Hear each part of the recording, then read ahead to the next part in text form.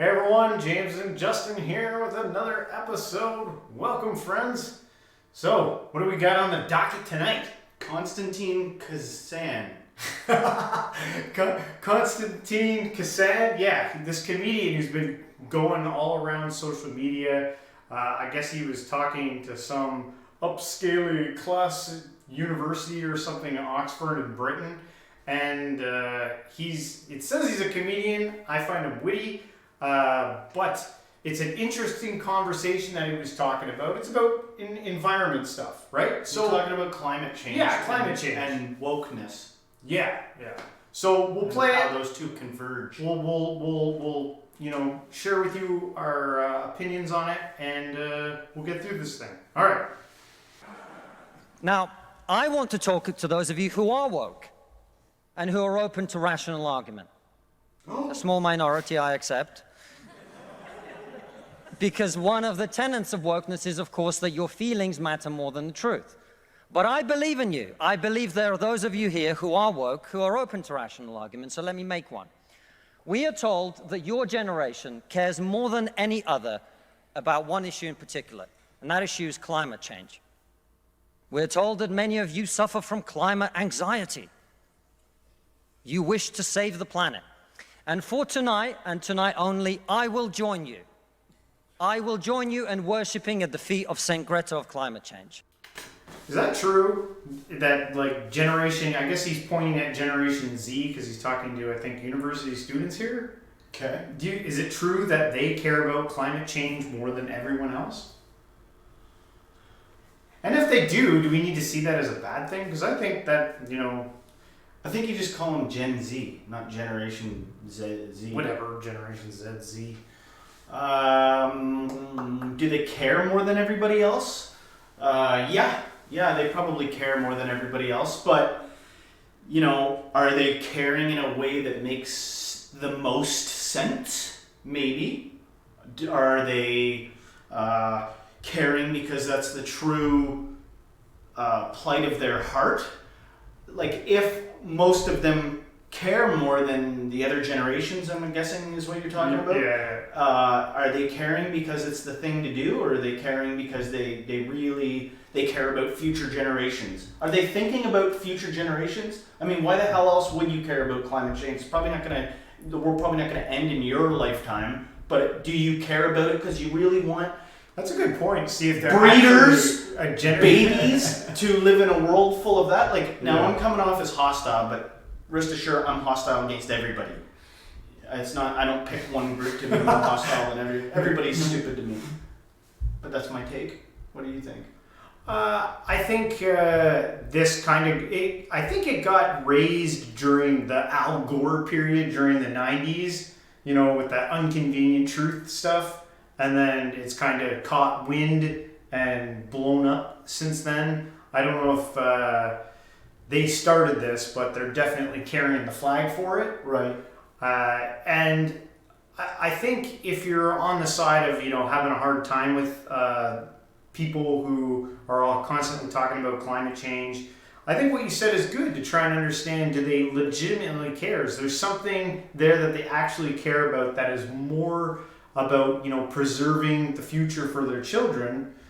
Because, if they're wrong, that's still kind of like a good thing, noble, because they'd probably be dishing up some sacrifice for themselves. I used to be in landscaping, and there were some people, there's different kinds of people you get. Well, I was a foreman for landscaping crew, and there were guys that, there's some people you gotta pick a good job for them to do, right? Yeah. So I hope that the powers that be that are masters of MK Ultra level manipulation of people know what they're doing. And for dullards that just do things because it's the thing to do, I hope they're getting them on board with something good. Because I do believe there's plenty of people that don't have damn thought in your head. This kind of conversation, they literally tune out and be like, yo bro, all I hear is boomer, boomer, boomer, I'm a boomer. That's all I heard. So I do think that they might even be doing something good, but I think by and large, a lot of people, even if they are contributing to something good, it was somebody else's idea. Yeah. Yeah. All right. Well, okay. Let's keep it going. Let us all accept right here, right now, that we are living through a climate emergency and our stocks of polar bears are running extremely low. I join you in this view. I truly do. Now, what are we to do about this huge problem facing humanity? What can we in Britain do? We can only do one thing. You know why?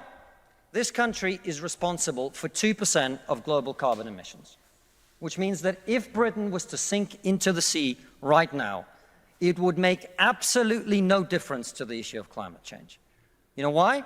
Because the future of the climate is going to be decided in Asia and in Latin America by poor people who couldn't give a shit about saving the planet.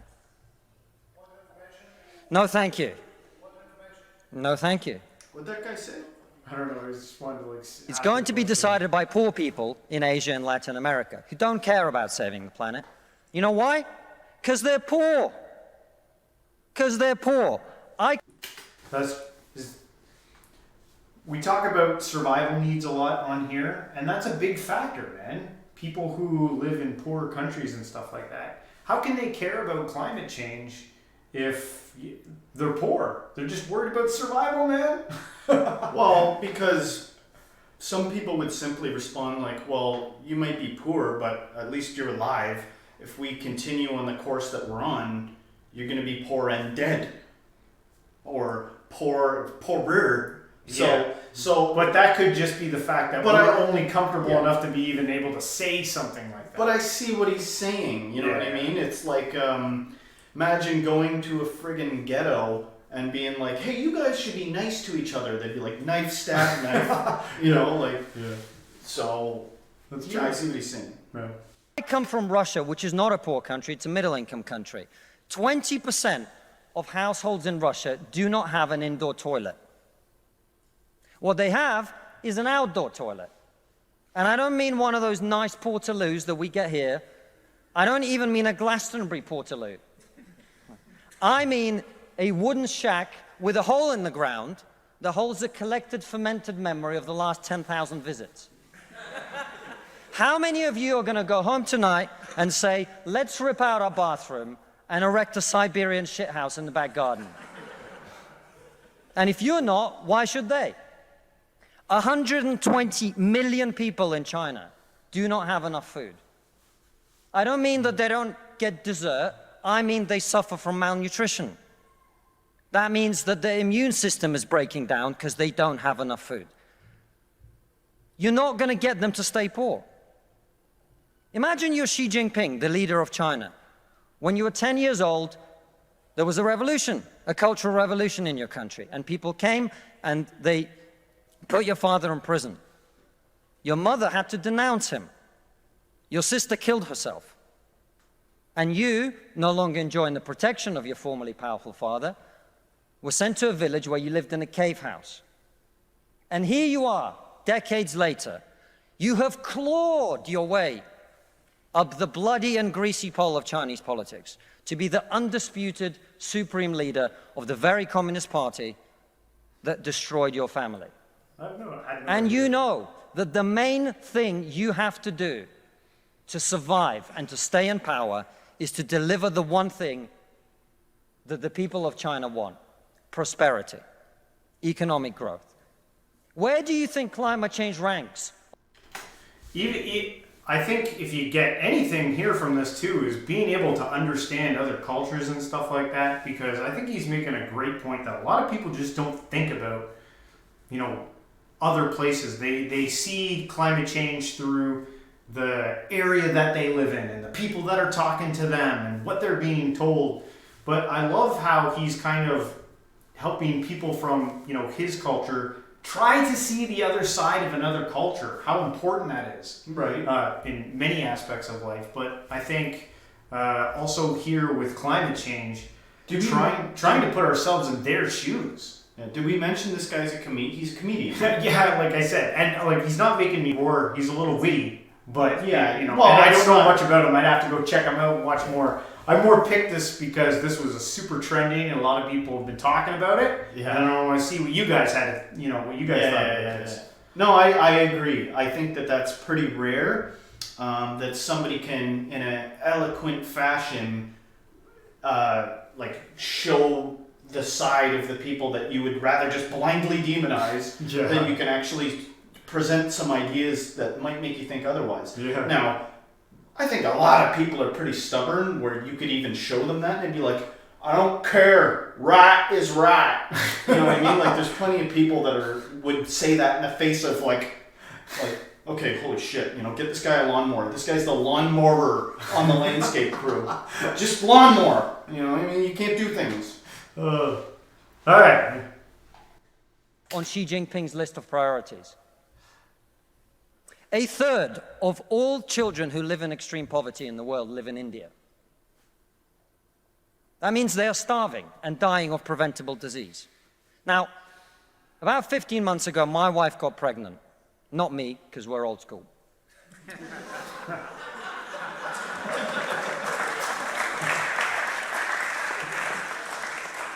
And for 9 months, we talked about what our boy would look like, what he might do when he grows up. We looked at baby scans and videos on YouTube about what the fetus looks like at 9 months and 12 months and 20 months. And eventually he was born. And he is this cute little bundle of joy. He's cuter than about 80% of puppies, right? Now, if you said to me that I had a choice, either my son had a serious risk of starving or dying from a preventable disease in the next year, or I could press a button and he would live. He would go to school. He would bring his first girlfriend home. He'd go to university and graduate and become a woke idiot.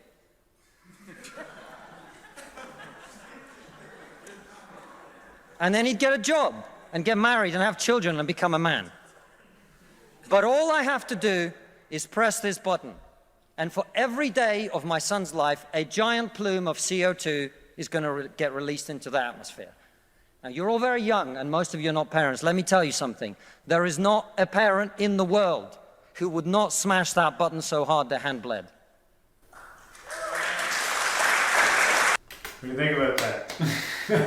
No, I see what he's saying, but you say what you think. I tend to agree with him here. You'd have to be pretty, altruistic to be like, no, I will let my child die or, suffer a horrifying... Yes. No, I agree with that you would go to some crazy extents to make sure that your kid was alive and well and Yes. doing well and everything, right? Yeah. But that's a hard thing for people to, there could be many young people that care about this that are like, I would never bring a child into this world. you might be dealing with that kind of thinking Yeah. about things, right? Yeah. So, which, fair enough, man. Like, we're looking at a guy trying to, I don't even know what this is. What assembly is he speaking? I have no idea. Okay, well that would have been good to know. Oxford, I think it's Oxford University. Okay, Oxford University, so university, they're usually pretty like liberal minded. Yes. So he's making a point here to show them something, right? Yeah. Which in my opinion you can do to like anything. It's like nobody's any one way for no reason. Yeah. Right? Yeah. And if you're looking at patterns, it's like we're at the most current time there can be. We're not in the past right now, we're in the most developed time. Yeah. And look at what's going on with the next generation. It doesn't look, of course, like the last one. Yeah. Well, like most generations don't, right? Yeah. So that it indicates progression to some degree. Yes. People have arrived at this attitude towards things, right? Yeah.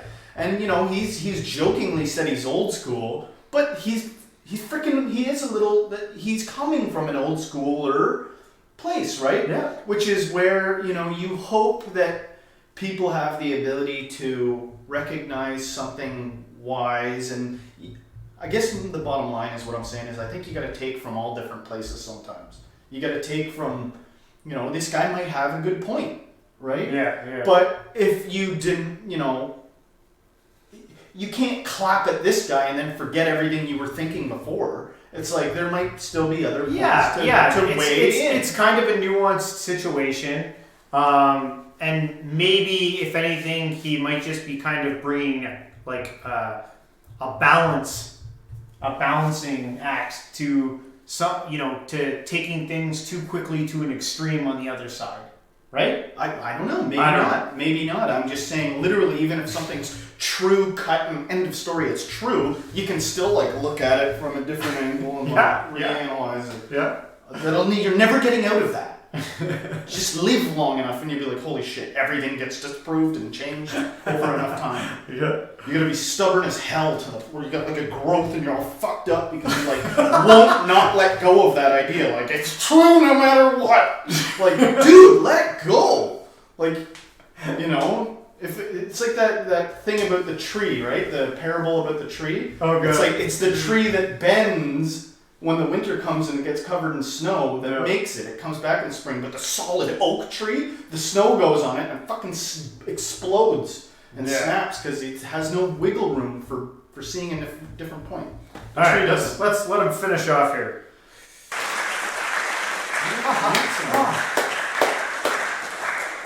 You are not going to get these people to stay poor. You're not even going to get them to not want to be richer.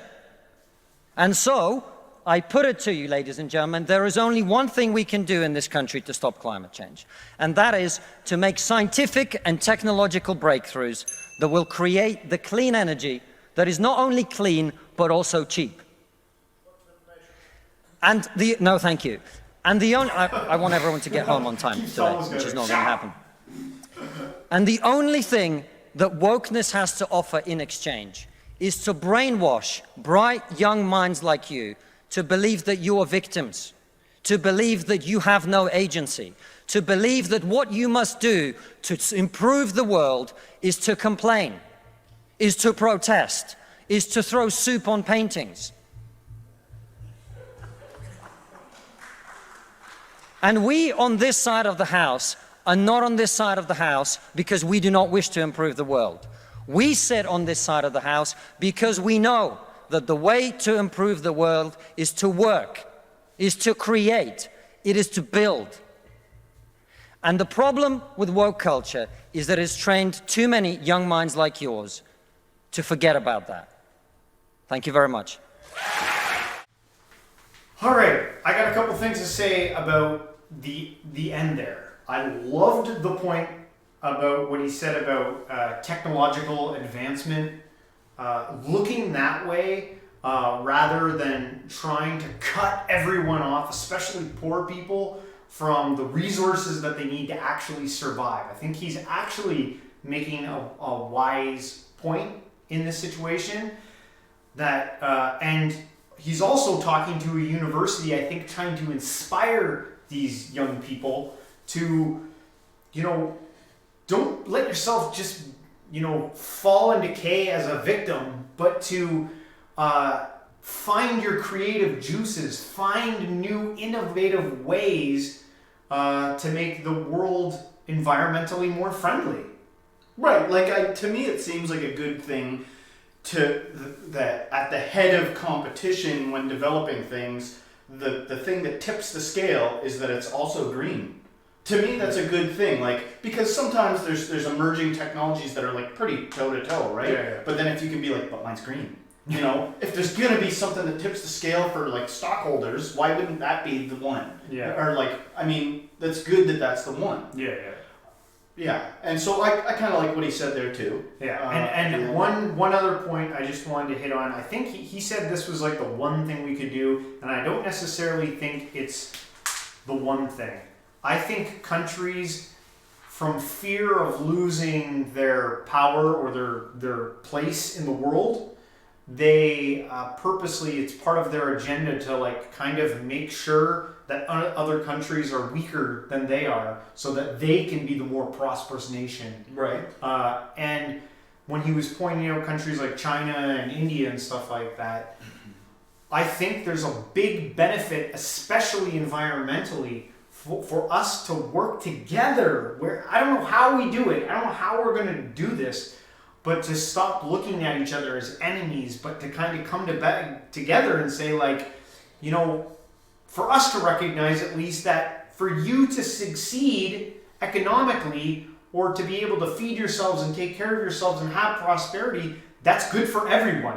you succeeding means I succeed. Right, except for the whole human race is towing along with it all kinds of karma, right? Oh, yeah. So guys that were like, don't let the Egyptians don't let the Hebrews outbreed the Jews, and like, Yeah. or just all these beliefs and things. Because in AI, you could like punch in like, what will without a doubt save humans? Like, breed till you are all one race, will eliminate racism, and every family have one. And they'd be like, fucking kill it, die. Like, you know what I mean? Like, you could know what the answers would be. It's depressing that people are like, I might nuke you. I might nuke. Like, I'm like, you know, when that's on the table as an option, I'm like, fuck this. Fuck it. Do it. You know, like, we're better than that. Yeah. We can do that. If the environment's in danger and have a hand in it, we should be able to like find a way to just not do that so much. I know it's more complicated than that. Yeah. But it's not just one thing. It's like part of the battle here is a karmic battle. It's like you don't just get away with being a piece of shit for generations and giant oil titans, you know, like, and then just halt all that. It's like, no, you got to pay for all this shit for generations to come.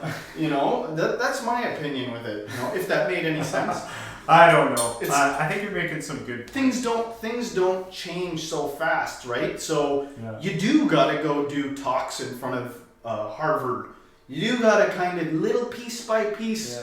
And be able to listen to each other. You didn't even see the first part of that. He talks a little bit about, you know, free speech, which we'll get into another episode. But the ability for us to communicate and talk to each other. And the thing, you know, that I appreciate about that was that it sounded like he was probably more of a conservative type, being allowed to talk to kind of probably a more left progressive crowd. And look how good they all accepted him. That's a good sign. When you see stuff like that, that's good. When you can peacefully talk amongst each other.